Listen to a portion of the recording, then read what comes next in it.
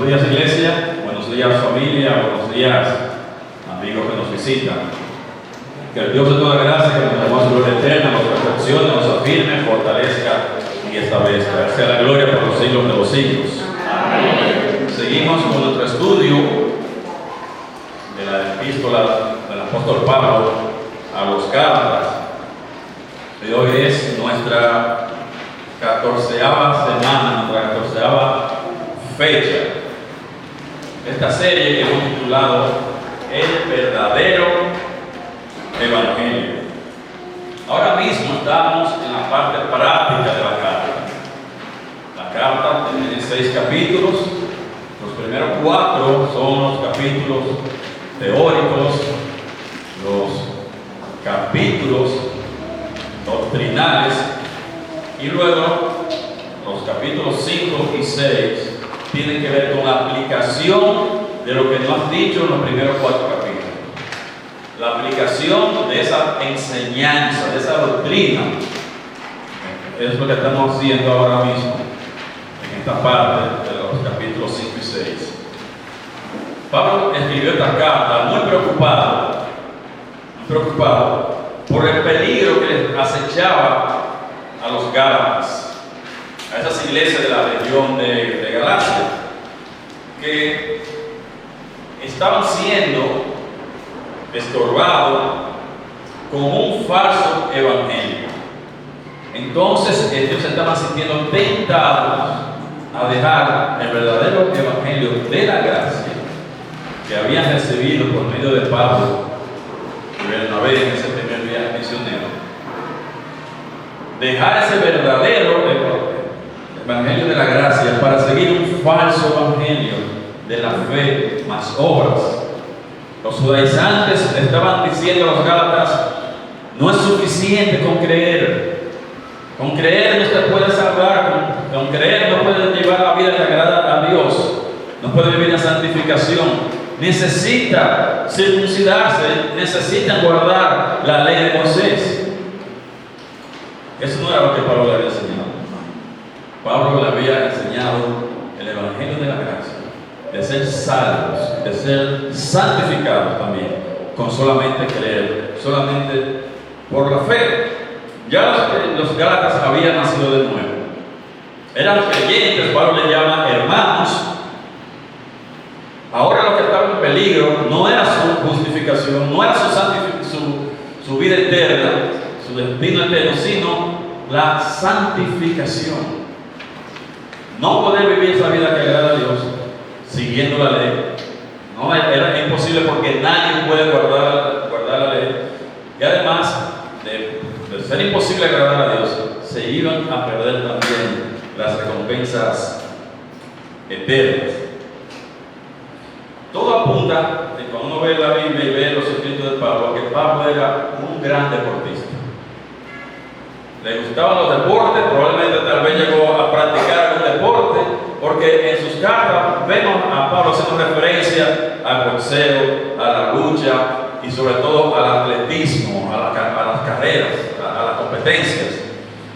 He estado viendo, estaba revisando, y por lo menos encontré 10 citas de Pablo hablando acerca de los deportes, pero el que más menciona es la carrera, el campo y pista. En Hebreos capítulo 12, bueno, no todo el mundo está de acuerdo porque Pablo escribió esa carta. Si la escribió no importa, pero Hebreos también menciona en capítulo 12 esa carrera.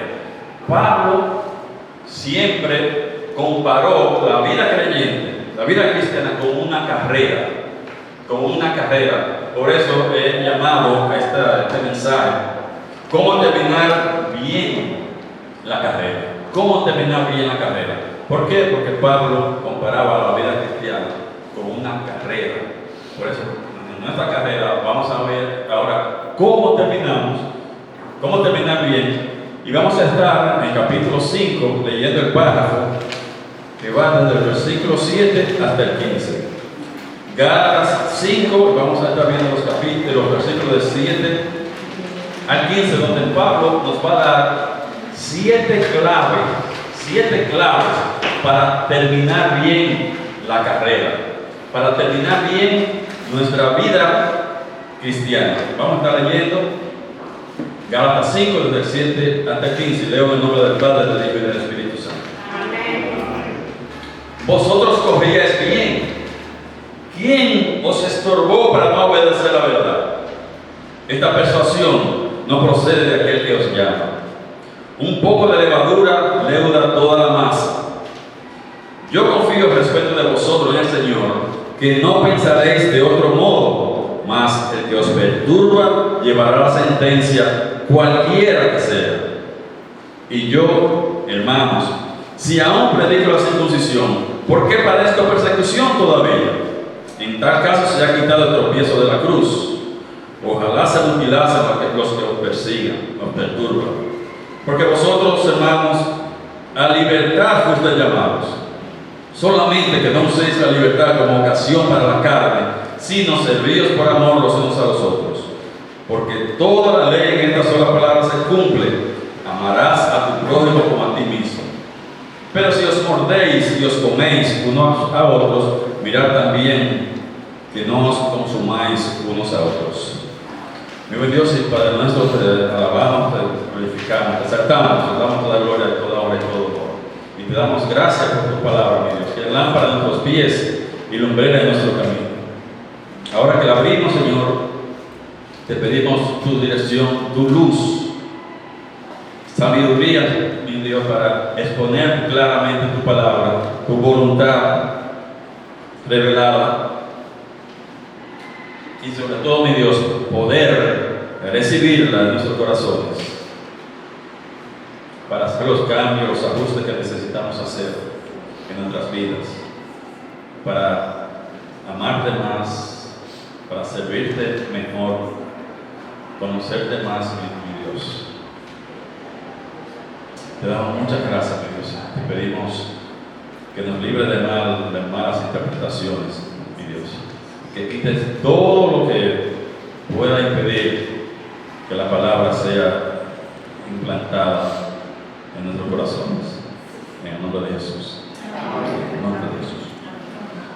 En este párrafo, en estos versículos, Pablo nos da 7 claves para que terminemos bien nuestra carrera, nuestra vida espiritual. Terminar bien y poder recibir la recompensa y poder escuchar de Jesús que nos diga: bien, buen siervo y fiel. La primera clave para terminar bien la carrera es que debemos esquivar el falso evangelio, esquivarlo, evitarlo, el falso evangelio. Dice el verso 7: vosotros corríais bien. ¿Quién os estorbó para no obedecer a la verdad? Usted ve, Pablo está diciendo, ustedes corrían bien. Él está comparando la vida cristiana con una carrera, con una competencia. Él dice, ustedes estaban corriendo bien. Realmente ellos venían bien, los gálatas venían bien. 6 meses antes, hasta 6 meses antes, ellos venían bien. Ellos iban corriendo, o sea, ellos estaban en la competencia para gobernar con Cristo, para recibir recompensa. Iban corriendo bien, pero ya no. Ya encontraron un estorbo. En esa carrera, en esa competencia, encontraron un estorbo. A personas que le están diciendo, no, con creer no es suficiente. Tienen que hacer eso, tienen que hacer lo otro. Y lo estorban en esa carrera. Ellos iban corriendo bien, pero hasta los 6 meses. Cuando aparecen estas personas, ahí lo dañan todo. Ya estaban corriendo bien. Este versículo se parece mucho, recordarán lo que vimos, el 3.1. El 3.1, versículo de los Gálatas, 3.1. Cuando Pablo le dice a los Gálatas: oh Gálatas insensatos, ¿quién nos fascinó para no obedecer a la verdad? A vosotros, ante cuyos ojos Jesucristo fue ya presentado claramente entre vosotros como crucificado. Fíjense que aquí también dice quién. Anteriormente, en el 7 le dice quién nos estorbó para no obedecer la verdad. Pero aquí ya también le ha dicho quién lo fascinó para no obedecer. Obviamente, en los 2 versículos Pablo utiliza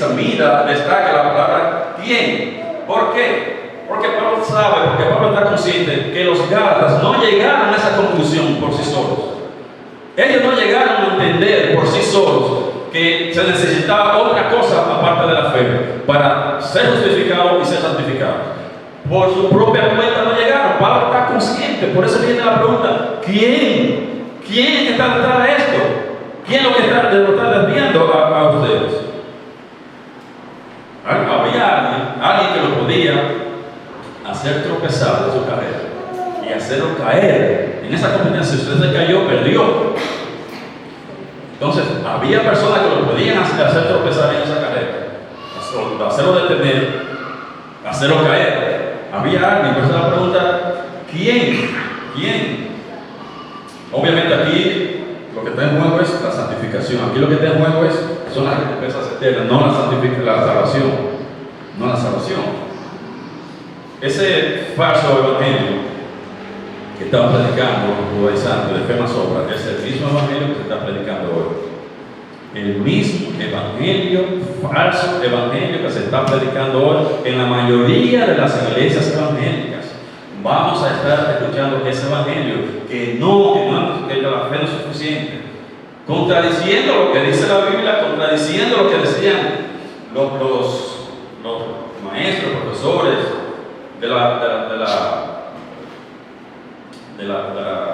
los reformadores de la reforma, de sola fe, de solo la gracia. Esto está diciendo: no, eso no es así, yo tengo una mejor idea. Es imposible. Primero, era imposible que los Gálatas llegaran a esa conclusión por sí solos, pero hoy día, igualmente, es imposible que una persona, leyendo la Biblia, llegue a la conclusión de que la fe no es suficiente, que hay que hacer otra cosa. Leyendo la Biblia, nadie va a llegar a esa conclusión. Tiene que encontrar a alguien que le esté calentando el oído. Tiene que encontrar a alguien que le esté diciendo: mira, eso no es así, mira cómo va a ser, mira, ten cuidado, mira que eso es fácil, mira que es una gracia barata. No va a llegar nunca solo leyendo la Biblia. ¿Por qué? Porque la Biblia es muy clara. La Biblia enseña muy claramente que es el único requisito para la salvación en la fe de una persona. No mis obras, no mis obras. Es la fe en Cristo. Nadie va a llegar. Está muy claro. Está muy claro en la Biblia. Por ejemplo, la pregunta más importante que un ser humano se puede hacer: ¿qué tengo que hacer para ser salvo? La pregunta que le hacen a Pablo, el carcelero de Filipo. ¿Qué tengo que hacer para ser salvo? Y ahí está la única respuesta aceptable, la única respuesta bíblica, la única respuesta de Dios de cómo el hombre llega al cielo: es creer en el Señor Jesucristo y serás salvo tú y tu casa. Esa fue lo que se le dijo al carcelero de Filipo, Pablo, inspirado por el Espíritu Santo. No le puso ningún otro requisito, lo que le están poniendo ahora hombres, agregándole la palabra de Dios. Tienen ese valor de abrir la boca y estar diciendo, agregando cosas que la Biblia no dice. Ahí está la pregunta, la tiene más claro. ¿Cómo nos salvamos? Y la respuesta de Pablo: cree y ya será salvo. Por eso una persona leyendo la Biblia no llega a la conclusión de que se necesita otra cosa, porque la Biblia está muy clara. Por eso es tan necesario, mis hermanos, que ustedes eviten esas enseñanzas, eviten el contacto de esta enseñanza, porque les puede perjudicar, porque los puede contrariar, porque los puede estorbar. Usted no va a llegar a esa conclusión usted solo, pero si se pone a estar escuchando tonterías después de que se le esté explicando el Evangelio como dice la Biblia, ponerse buscando qué, yo tengo que ponerme a escuchar a fulano cuando yo sé lo que va a decir. La pregunta: ¿quién había alguien? Tiene que haber alguien que lo dirija a usted a apartarse del verdadero Evangelio. Hay que evitar, por eso, mis hermanos, no entiendo que es necesario evitar esa doctrina. Por lo tanto, es necesario que nosotros evitemos la comunión con cualquier grupo, con cualquier iglesia, con cualquier ministerio que no tenga nuestra doctrina. Hay que cortar con eso. Corten con eso definitivamente. No se debe tener comunión, repito, no debemos tener comunión ni con grupos, ni con iglesias, ni con ministerios que no tengan nuestra doctrina, porque nos pueden perjudicar. No vamos a tener absolutamente ningún beneficio. Es peligroso para la carrera cristiana. Es peligroso. Y miren, he dicho grupos, iglesias, ministerios. No he dicho personas. No he dicho personas. No le estoy diciendo que si alguien piensa diferente no podemos ser amigos. Sí. Como personas hay que tratar. Tenemos amigos que no son creyentes, familiares que no son creyentes. No podemos cortar porque piensen diferente. Tengan cuidado con la comunión. Eviten, porque siempre hay alguien detrás del desvío. ¿Quién? 2 veces dice Pablo. 2 veces. ¿Quién? Porque por sí solo no van a llegar a esa conclusión. Segunda clave para que usted termine bien la carrera, su carrera cristiana. Segunda clave, mire, reconozca el origen del falso evangelio. Sepan, mis hermanos, de dónde viene eso. Reconozcan de dónde viene esa falsa enseñanza. Eso tiene una fuente. Eso tiene una procedencia. Dice el verso 8. Esta persuasión, ¿cuál persuasión? De que la fe no es suficiente. Esa persuasión de que la fe no es suficiente, que hay que hacer otra cosa, muchísima otra cosa más. Él dice, eso no procede de aquel que os llama. Eso no procede de aquel que os llama, dice la tradición en el lenguaje actual. La Biblia en el lenguaje actual dice, con toda seguridad, eso no es de Dios, pues Él mismo los invitó a obedecerlo. Hermanos, está diciendo la Biblia, eso no es de Dios. Eso no es de Dios, mis hermanos. Esto es serio. Más serio de lo que ustedes están pensando o se lo están tomando. Eso es muy serio. Eso no es de Dios. ¿Qué hacemos coqueteando con eso? No nos está diciendo que eso no viene de Dios. Que esa persuasión de que la fe no es suficiente, eso no es de Dios. ¿Qué hacemos entonces con estar coqueteando? Con un asunto tan serio como eso. Eso no viene de Dios.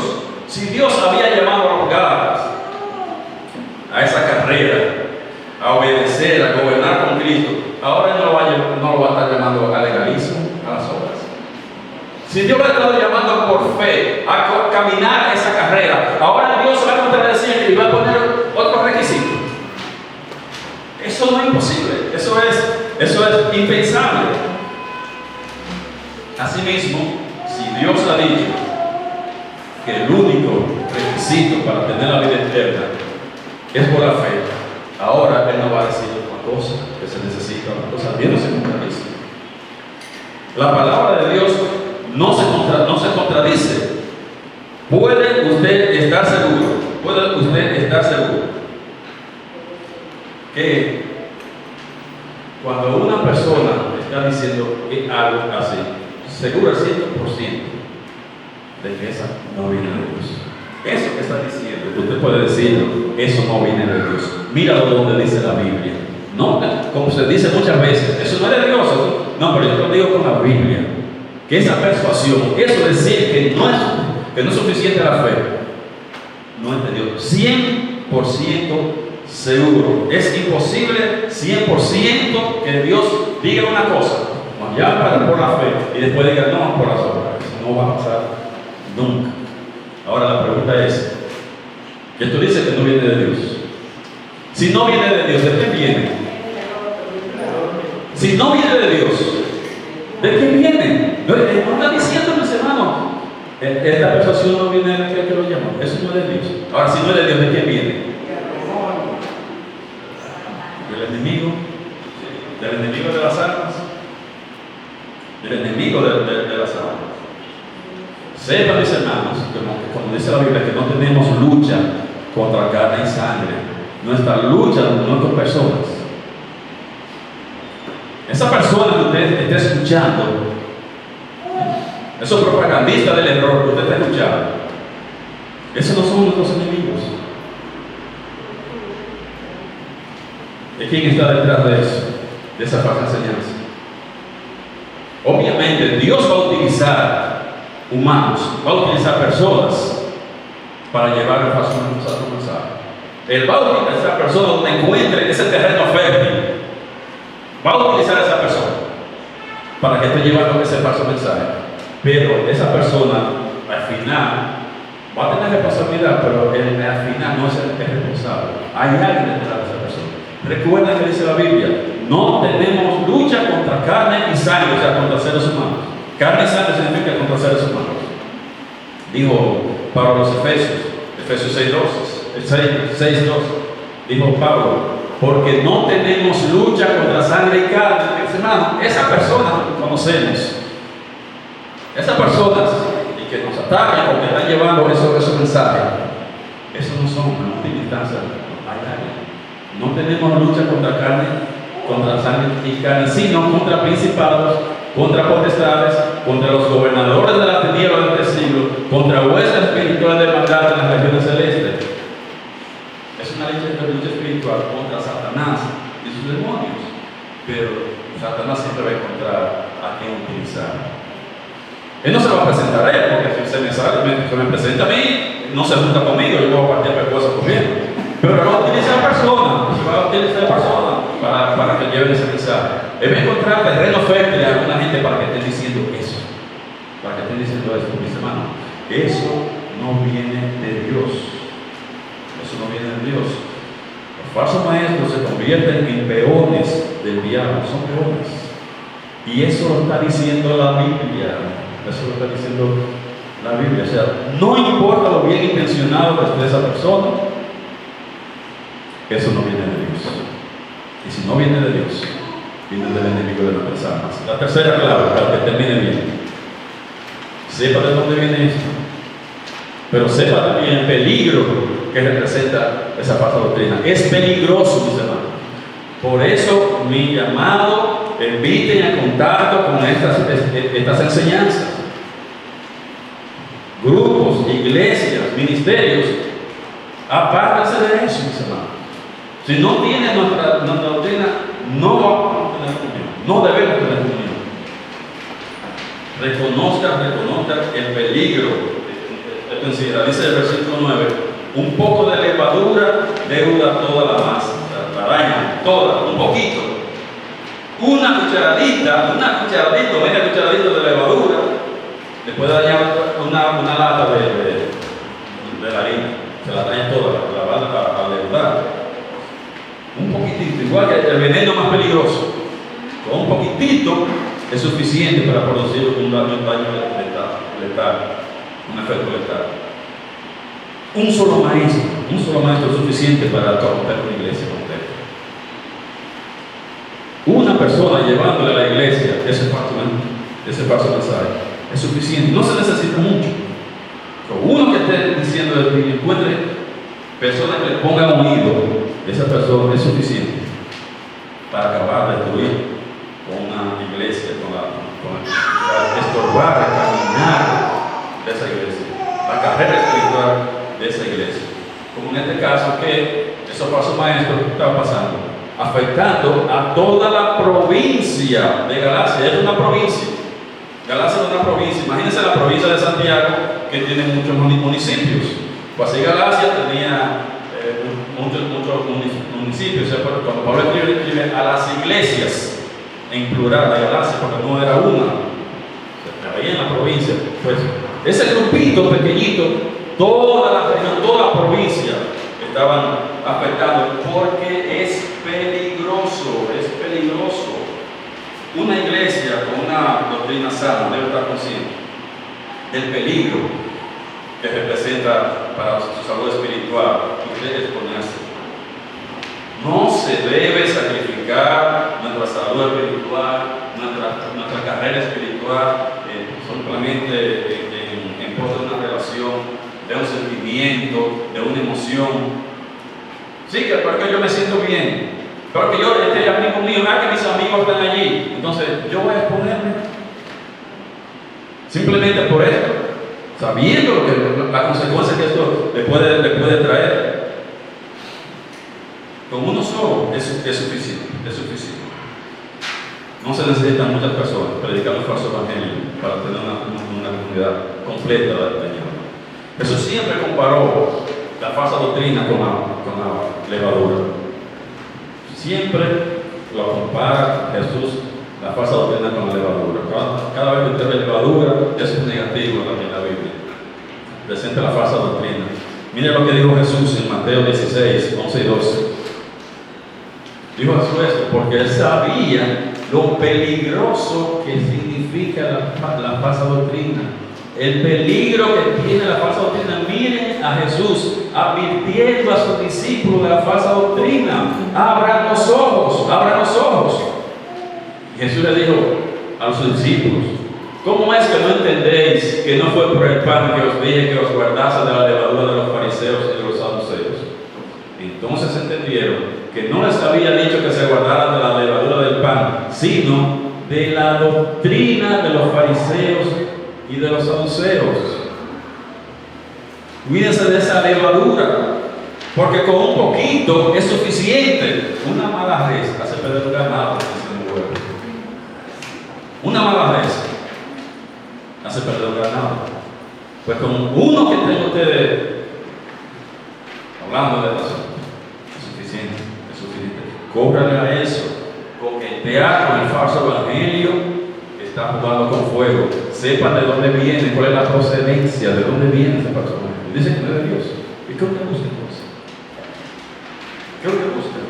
4. Tenga presencia. La consecuencia de usted caer en esto. Para usted terminar bien su carrera cristiana, tenga presente la consecuencia que esto le puede traer. No va a terminar bien. Si ya usted es creyente, no va a perder su salvación, pero usted no va a terminar su carrera bien. No va a terminar.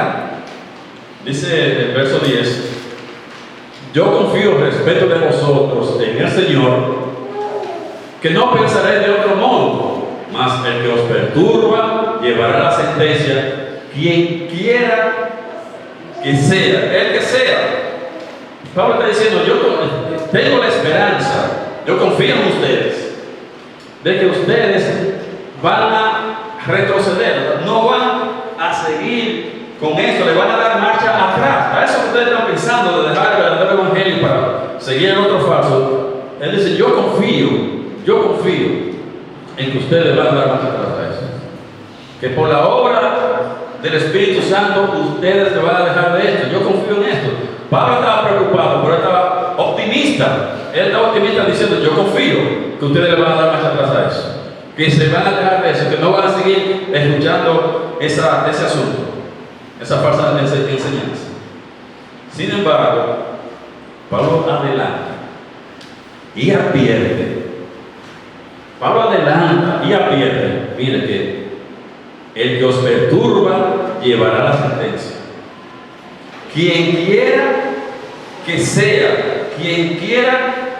sea, le está diciendo a los propagandistas del error que lo van a pagar, que eso lo van a pagar. Dice: hermanos, no se preocupen, no se desanimen, no se entristezcan. Le espera un juicio. Le espera un juicio. Horrenda cosa caer en manos del Dios vivo. Le espera un juicio a los propagandistas del error, que lo sepan, que se arrepientan. Le espera un juicio. Quien quiera que sea, no importa la posición, no importa lo bien intencionado que esté, le espera un juicio. Van a tener que dar cuenta por esto. Y van a tener que dar cuenta. O ahora en esta vida. Pero si usted no ve que Dios lo juzga, ahora en esta vida, si usted no lo está viendo, puede ser que el juicio venga en el juicio del gran trono blanco. Mis hermanos, porque hay personas que están predicando, hay personas que están exhortando sin haber nacido de nuevo, porque han rechazado la gracia de Dios. Esos no han nacido de nuevo, aunque tengan un púlpito, esos no han nacido de nuevo. Si no han creído en la promesa, no han nacido de nuevo. Eso van a dar entonces cuenta en el juicio de gran trono. O de lo contrario, si hay un creyente pero que ha sido confundido, un creyente que lo han hecho caer en el error, calentándole el oído, entonces van a tener que responder en el juicio, en el tribunal de Cristo, en el tribunal de Cristo. No va a ser condenado ahí, pero puede salir de ahí avergonzado. Puede salir avergonzado. Y va a perder recompensa. Y no va a gobernar con Cristo. Lo va a pagar. Eso no se va a quedar así. Podemos estar tranquilos. Que uno dice, pero ¿cómo Dios permite? ¿Y cómo es que no fulmina esta gente que le dice una cosa así? Él es Dios y es más sabio que nosotros. Ahora, lo que podemos confiar en su justicia. Y Él está diciendo, es una promesa, eso es una garantía. Es una garantía que está diciendo, el que lo perturba llevará la sentencia, no importa quién sea. El que sea lo va a pagar. Por supuesto, si los falsos maestros van a ser juzgados, también lo que se dejen poner al enema también van a tener consecuencias. Van a tener su consecuencia. No solamente va a ser a los falsos maestros, también. O sea que Pablo no le está mintiendo solamente a los judaizantes, le está diciendo a los gálatas, sino está diciendo a nosotros. Si ustedes siguen eso, si caen en eso, van a tropezar, y van a caer, y van a quedar fuera de la carrera para gobernar con Cristo. Eso se aplica a nosotros también. Se aplica a nosotros también. Así que si usted quiere terminar bien su carrera, en primer lugar, esquive, evite la falsa doctrina. En segundo lugar, sepa de dónde viene eso que no viene de Dios. En tercer lugar, usted debe conocer el peligro que eso representa y tener presente también las consecuencias. Y en quinto lugar, la quinta clave, resista la persecución. Resista la persecución. Dice los versos 11 y 12, y yo, hermanos, si aún predico la circuncisión, ¿por qué padezco persecución todavía? En tal caso se ha quitado el tropiezo de la cruz. Ojalá se mutilasen lo que os perturba. A la luz de este pasaje, parece ser que los judaizantes estaban diciendo, no, pero Pablo también dice que hay que circuncidarse. Pero Pablo dice que sí, que hay que creer, pero también tiene que guardar la ley. Y Pablo inmediatamente desmiente eso. Inmediatamente dijo, eso no es verdad. Pero eso es muy sencillo. Si yo estuviera predicando la circuncisión, si yo estuviera predicando la fe más obra, nadie me estuviera persiguiendo. Si yo estuviera predicando la fe más obra, nadie estuviera hablando de mí, nadie me está persiguiendo. Si me están persiguiendo es porque yo estoy predicando el evangelio de la gracia. Eso es muy claro. El punto es, si yo estuviera predicando la circuncisión, no me persiguieron. O sea, Pablo estaba siendo perseguido por los judíos, no por predicar fe más obra. Y dice ese versículo, estaba siendo predicado, estaba siendo perseguido por el ofensivo mensaje de la cruz. Hay gente que se ofende con el mensaje de la cruz. Ese mensaje de la cruz que dice que Cristo pagó ahí todo, que nosotros no tenemos que agregarle absolutamente nada. Cristo, la obra de Cristo es terminada, completa. No tenemos nosotros ahora que hacer una cosa para mejorar. La única obra que tiene valor en nuestra salvación es la obra de Cristo. Ninguna otra obra, llámese arrepentimiento, llámese bautismo, llámese perseverancia, compromiso. La única obra. Pero hay gente que se ofende con esto. Hay gente que se le molesta esto. Hay gente que se llena de ira cuando habla de la cruz, de la obra completa de la cruz. Es suficiente la obra de Cristo. Y Él murió para que ahora nosotros podamos ser salvos, nosotros creer en Él. Todo el que crea en Él tiene vida eterna. Esa es su promesa y eso es lo que nosotros decimos, yo creo eso para mí. Eso que Cristo hizo es suficiente. Yo no tengo que hacer ninguna otra cosa, pero yo creo. Y hay gente que se está airando por eso, que se molesta por eso. Están tropezando en la cruz. Para ellos la cruz es un tropiezo, porque no consiguen, no pueden aceptar la gracia de Dios. Por eso dice Pablo, si yo estuviera predicando la circuncisión, ya se quitaría el tropiezo de la cruz. Es el tropiezo de que yo me salvo solamente creer que la obra de Cristo es suficiente.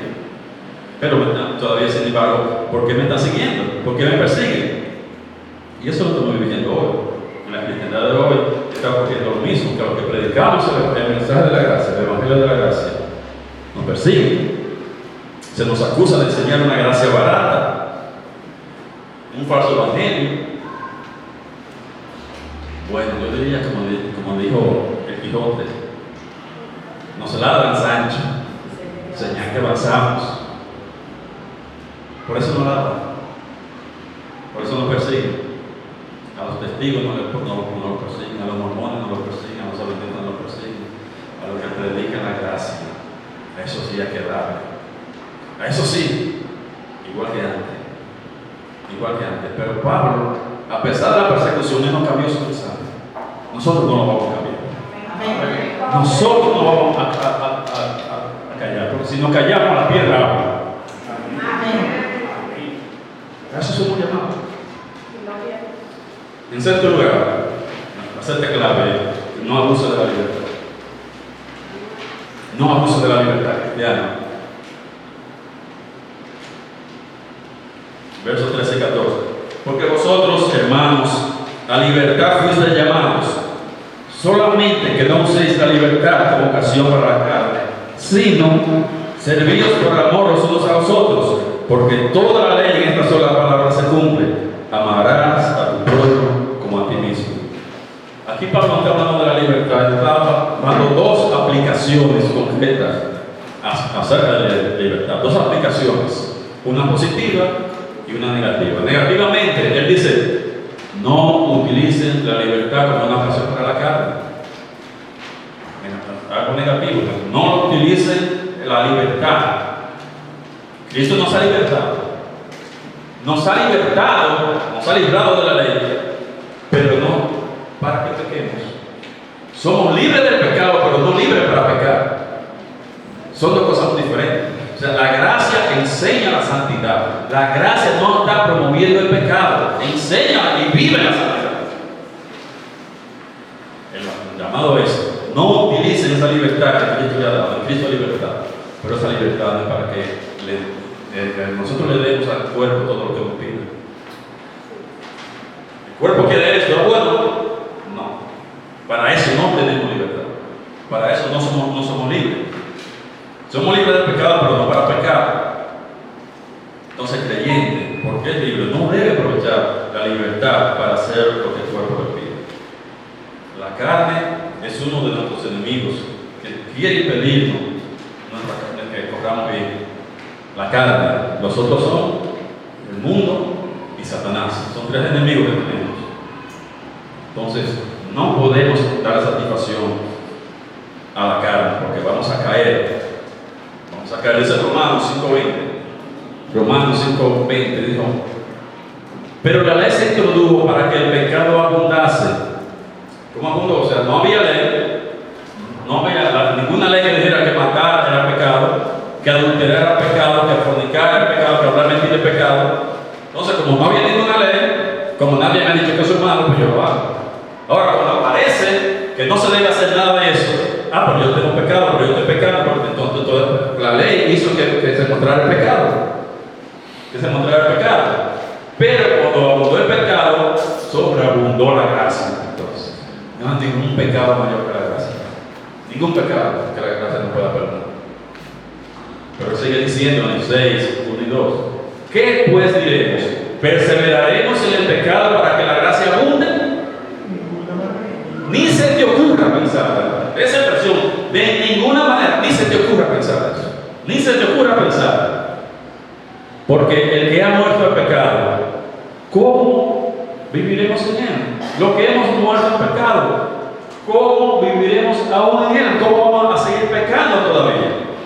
Si un creyente sigue viviendo en la esfera del pecado, no ha entendido la libertad. no ha entendido la libertad cristiana y no va a terminar bien la carrera, no va a terminar bien su carrera espiritual. Un creyente que esté pecado, o sea, en esa esfera, no estoy diciendo que no peque, pero vivir en la esfera del pecado es diferente. Esa persona no va a terminar bien su carrera. Negativamente, pero positivamente, entonces él dice: servíos por amor los unos a los otros. El vivir por fe produce un amor servicial hacia los otros hermanos. ¿Por qué? Porque vivir por fe es andar en el Espíritu. Vivir por fe es andar en el Espíritu. Y el amor es parte del fruto del Espíritu. Porque el fruto del Espíritu es amor, gozo, paz, paciencia, benignidad, bondad, fe, mansedumbre, templanza. El amor primero. El amor va primero. El legalismo dice que produce amor, pero es imposible. Es imposible.